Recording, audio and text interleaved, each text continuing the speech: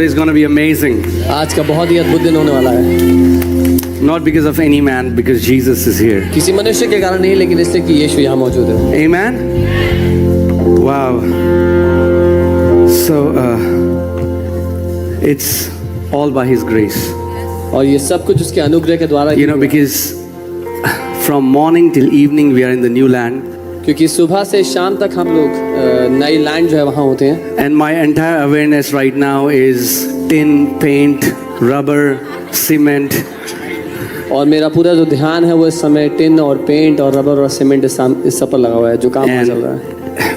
I came home 11 p.m. last night. रात को 11 बजे मैं वापस घर आया। And I was thinking, Lord, what will I share? और मैं बोल रहा था, प्रभु मैं क्या बताऊंगा? And I slept. और फिर मैं सो गया।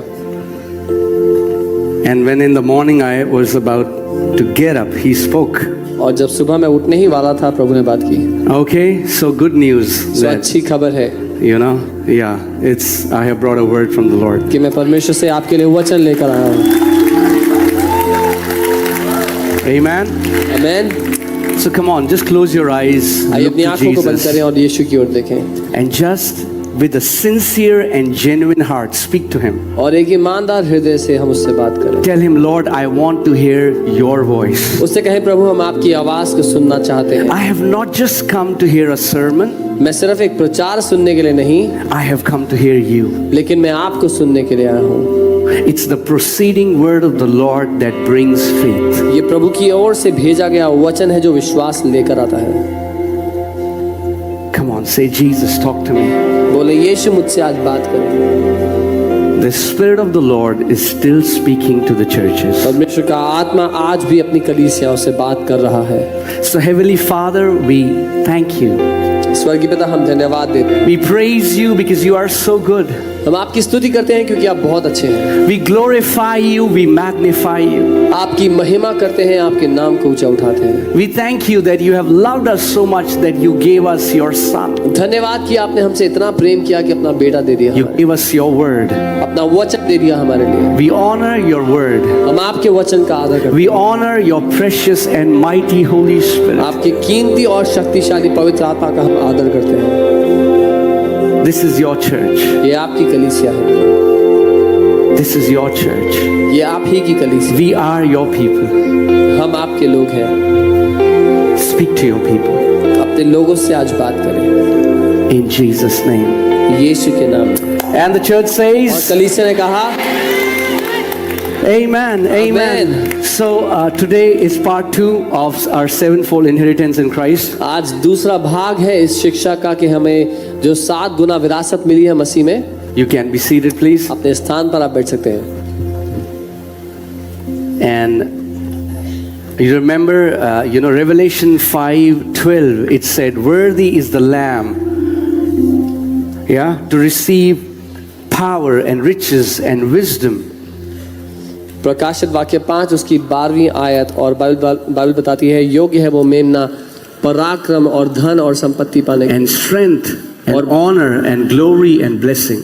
और बल और आदर और महिमा और धन्यवाद आशीष पाने के। Right, so we discussed 3 points. हमने 3 बातों के बारे में बात की थी। Even though each point is a sermon in itself, हालांकि इसमें से हर एक पॉइंट अपने में ही एक प्रचार, एक सरमन है, but let's go to the 4th point. लेकिन हम चौथे पॉइंट पर चलेंगे, And that is strength. और वो है बल। And in the morning when I was about to get up, और सुबह जब मैं उठने ही वाला था, so I heard this in my spirit. मैंने अपनी आत्मा में ये सुना, And God said, और परमेश्वर ने कहा, power is received, but strength is developed. पराक्रम मिलता है लेकिन बल में बढ़ाया जाता है अपने आप को। Let me say that again. Power is received, but strength is developed. पराक्रम आपको परमेश्वर की ओर से मिलता है, लेकिन बल में आप बढ़ते हैं। And I have never heard anybody talk about it. I had never heard it before, but even in the morning as I got up, Holy Spirit began to breathe and like teach me more about this. और मैंने कभी किसी को इसके बारे में बात करते हुए नहीं सुना था, लेकिन जब मैं सुबह उठा तो पवित्र आत्मा को मुझसे बात करते हुए पाया इस बारे में। So the power comes from the Greek word dunamis. और ये जो शब्द है ये यूनानी के ड्यूनामिस शब्द से आता है। And it means ability to produce miraculous. और ड्यूनामिस शब्द का अर्थ है चमत्कारी रूप से कुछ उत्पन्न करने की क्षमता। You know, you see, it's a force, it's miraculous power. It has to do with supernatural, ये ताकत है जो अलौकिक से संबंध रखती है, right? And, you know, the Bible says, if we see in Matthew 10:1, मत्ती 10 उसके 1 में and it says, Jesus called his 12 disciples and he gave them what?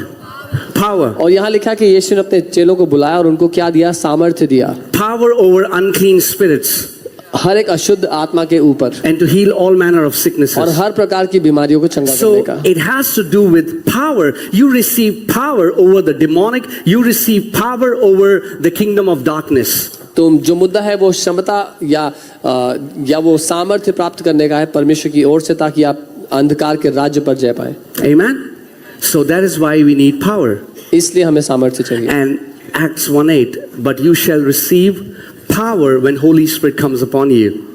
प्रेरितों के काम 1 उसका 8, तुम सामर्थ्य को ग्रहण करोगे जब पवित्र आत्मा तुम्हारे ऊपर उतर आए। So a person can come to the church first Sunday, तो एक व्यक्ति जो पहले दिन कलीसिया आए, get born again, नया जन्म पाए and receive the Holy Spirit. और पवित्र आत्मा को पाले, And along with the Holy Spirit, he gets the power to cast out demons. और पवित्र आत्मा को पाते ही उसको वो क्षमता भी मिलती है कि वो दुष्ट आत्मा को निकाले, And that person can go out and cast out demons. और वो व्यक्ति जा करके बाहर दुष्ट आत्मा को निकाल सकता है, Because the power is received. क्योंकि वो सामर्थ्य उसको मिल गई है। But a person cannot come to church on first day and become strong in the Lord. लेकिन एक व्यक्ति जो पहले दिन कलीसिया में आता है वो परमेश्वर में बलवंत नहीं हो सकता। Strength is a Bal. process. बल एक प्रक्रिया है। You become strong in the Lord in the capacity to which you can trust Him. आप परमेश्वर में बलवंत होते चले जाते हैं उस हद तक जिस हद तक आप उस पर भरोसा कर सकते हैं। And strength comes from the Greek word ischus, which comes from the root word echo. और बल जो शब्द है वो यूनानी के इस खुश शब्द से आता है जिसका मतलब है दोहराना। And echo means, you know, you can see to hold, और उसका अर्थ है उसको किसी चीज को पकड़ लेना। right? To hold. Possession, ability. किसी पर कब्जा करने की क्षमता। So if I can give a definition of strength, it's the ability to hold something and keep it in your possession. तो अगर मैं इस बल की परिभाषा दूंगा तो मैं कहूंगा किसी बात को पकड़कर उस पर कब्जा करने की क्षमता। So now hear this. सुनिए, Every sickness can be killed by the power of God. हर एक बीमारी परमेश्वर की सामर्थ्य के द्वारा मारी जा सकती है, Okay?